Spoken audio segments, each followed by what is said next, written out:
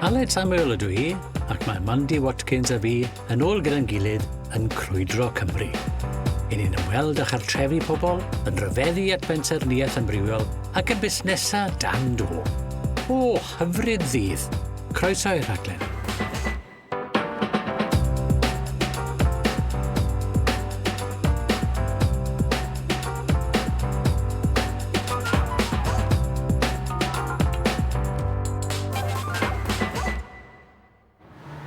Crwydro Cymru, Ben Baladur, gyda fy hoff gyflwynydd Mandy ar fy mraich, yw fy syniad i o nefoedd ar y ddaear. O, diolch Aled, dwi'n wrth y modd hefyd. A mi fyddwch chi wrth eich bodda hefo'r tai sydd ni ddangos i chi ar y rhaglen hon. Yn gyntaf, i ni'n ymweld ag ardal yng Nghaerdydd o'r enw Tre Lluest, neu Grangetown. Cafodd y tŷ hwn i godi yn ystod y bŵm adeiladu yn yr 80au. Ond peidiwch â disgwyl cyrtins blodeuog tu fewn i'r byd ar wal yma.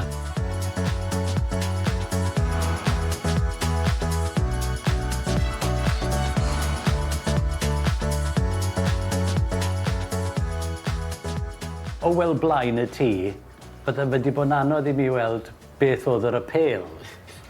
Doedd na ddim apêl. Oedd dod i fewn i'r tŷ a gweld y posibiliadau, dyna be nath werthu'r tŷ ni.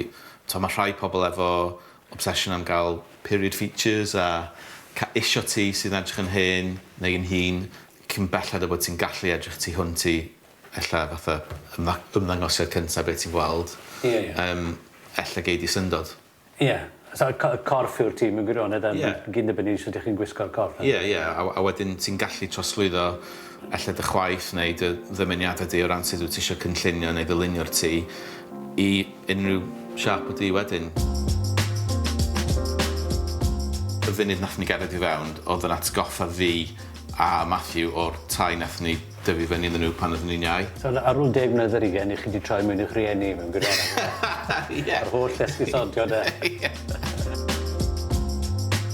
Oedd stafell rhyw yn y ffrynt, nath ni benderfynu'n syth, oedd honna'n mynd i fod yn stafell fwy chill out, dy stafell lle oedd yn gallu ymlacio, oedd ni ddim eisiau tyledu yn y stafell ffrynt yna.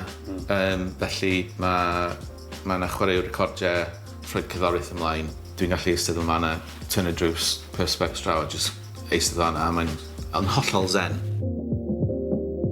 Pan nath ni dynnu drysau, oedd fan yn reiddiol, o'n i'n gwybod o'n i eisiau rhywbeth oedd dal yn gallu gwahanu'r stafelloedd, ond fydde ddim yn ddrws arferol.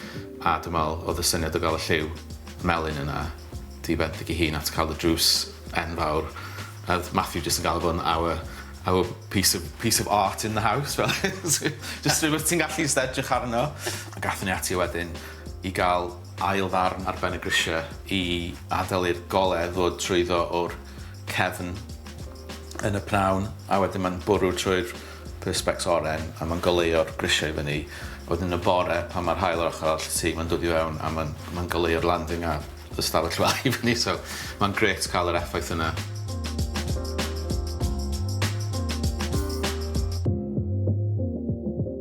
Yn y prif loft rwan, ac yn amlwg mae o'n gweddu hefo gweddill y tŷ, waliau gwyn, plaen, syml.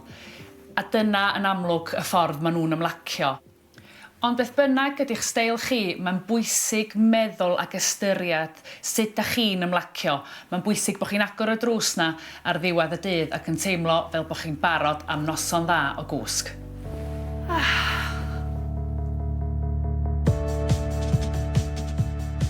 Llwyddiant cynllun yr ystafell yma i mi yw bod palet cyfyng iawn o liwiau sy'n yma, a bod y lliwiau yna o ddwyster arbennig iawn.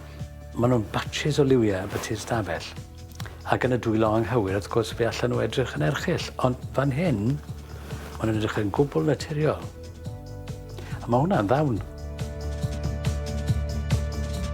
Pan o'n i'n fawr 10 ac oedd yn llygad i cael ei dynnu at waith Keith Haring. Oedd o'n defnyddio lot o ddi a gwyn, ond wedyn just ambell i liw mewn llefydd, a dwi'n meddwl dyna beth sydd wedi dylanwadu arno fi. Wy'n gwybod amdano chi fel person sydd â lot o ddiddordebau celfyddydol, cerddorol. Oes na le i unrhyw beth sy'n perthyn i Matthew yn y tîm? Mae'n rhaid i fi ddiolch iddo fo am gyflwyno planhigion i'r tŷ. Dwi'n casau planhigion. Nes i dyfu i i'w caru nhw a'i barchu o a parchu i benderfyniad i ddod o bach o allan rhywbeth mwy naturiol i fewn i'r tŷ. Mae chwaith ni'n eitha tebyg. So mae hwnna'n helpu pethau gymaint. Mae'r darn yma o'r tŷ yn gret achos mae'n le cymdeithasol.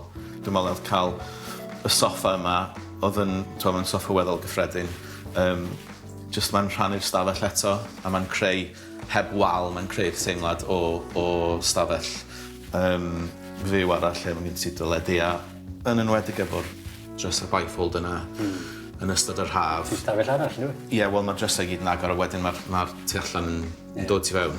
Ie. Oedd y cypyrdau yn liw hollol gwahanol, wrth gwrs, pat wnaeth ni symud i fewn. Felly nath ni lwyddo i gael nhw di sbreio hefyd i'r lliw oedd yn eisiau.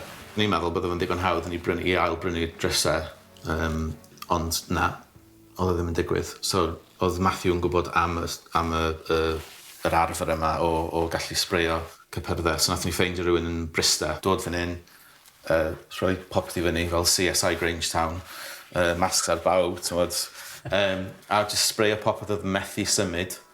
Oedd hi wedi gweithio allan fatha o leia hanner y pris yn rhatach na fydda fo i cael cegin newydd sbon.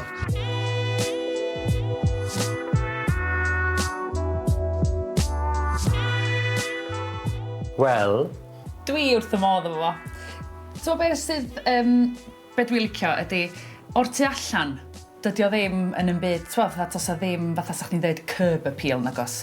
A dy hynna ddim bob tro y peth pwysicaidd fi. Fatha, dwi'n meddwl bod tu fewn sut mae rhywun yn defnyddio'r gofod yn lot pwysicach. Ie, mae yna bleser yn dod o gael dy dwyllo i ryw raddau. Pan ti'n gweld rhywbeth yn tu allan, ti'n di penderfynu siwr di yw cymryd mewn. Do. A wedyn ti'n cael surprise hyfryd mewn yn rhyw bleser plentynedd iawn mewn gwirionedd. Childlike yn ytrach na childish. Ie. Llwyddiant i fi yw ffaith bod y mor syml. Ie. A dyn nhw ddim wedi gorlenwi fe gyda stwff. Be maen nhw wedi gwneud mewn gwirionedd yw parchu gwagle. Be sydd yn wych ydy, ti'n cael y silffed yma o IKEA. Neu lot o siopau eraill. Tebyg. A be sydd yn hawdd i wneud ydy cylchdroi y pethau ti'n rhoi arno fo. So maen nhw'n rhoi cloria albums arno fo, lluniau, llyfrau, cardia. A mae'n cadw fo'n syml, dydy? Ydy, a mae'r lygfa newid yn dweud. Yndi. A be all newid yn bob dydd. Dwi ddim yn fath o di fydd yn siwtio pawb, mae'n amlwg. Ond beth sy'n hyfryd o, wy'n yr perspecs. Maen nhw'n creu golau, dyn nhw. Yndi. Ti'n strip mach o ola fyna, ti'n bod. Mae'r golau mynd mewn i'r gwydyr, mae'n dod allan rhwng y mylon yn dweud. Neis iawn. Mae'n dawel yma, bod ni daflu carreg o ganol y ddinas. Mae'n dawel iawn yma. Heb law am hyfrennydd. Wel, wir wedi gweld perspecs o blaen nhw'n ti. Na, neis, da, bod y defnydd da i ddefnyddio fo'n lle banisters ar y grisia. Ie. Neis iawn. Symbol.